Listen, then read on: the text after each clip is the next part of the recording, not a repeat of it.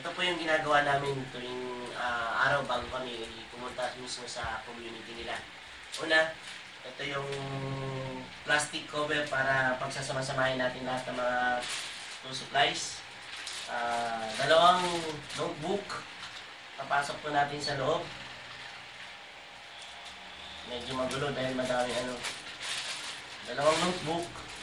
Tapos crayon. Lagyan natin ng crayon. Tapos dalawang lapis.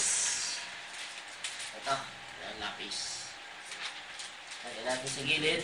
Tapos sharpener, eraser. Lagyan natin dito sa loob. Saka grade 2 pad paper para meron silang susulatan. Iwa-iwala yan. May pang grade 1, grade 2, grade 3, grade 4 para lahat magkaroon. Kaso hindi ganun kadami to. Nasa more or less 300 student ang mabibigyan lang namin. Pero okay na rin. At least Okay, ito na po. Isang set ng school supply para sa mga kids natin sa katutubo, sa mga AICA. Thank you. Dito natin ipunin para makadami tayo.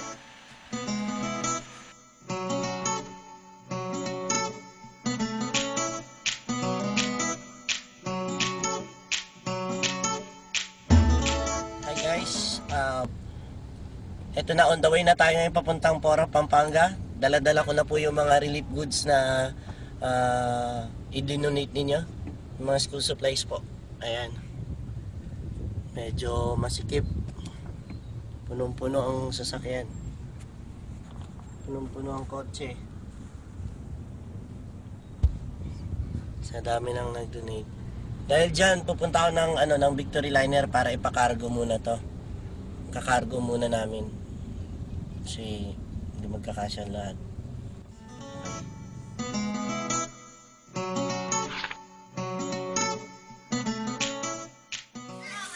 Right, so nandito na kami ngayon sa Panguwak. Unang gagawin namin, maglilinis muna kami kasi medyo madumi. Maulan kasi, kaya ang daming kalat dito sa stage. So, preparation muna kami. Mamayang mga alas 3, sisimula na kami ng performance namin. Okay? So, linis muna para okay ang stage. Right? Okay.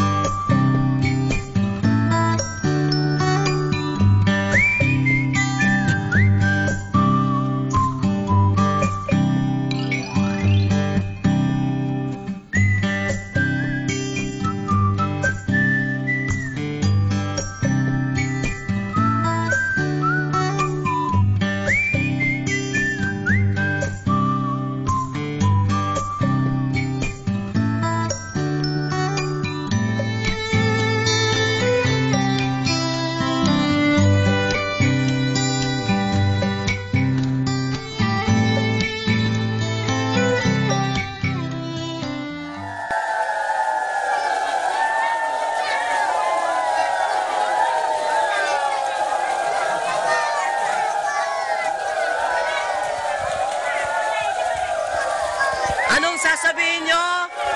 Maraming salamat po.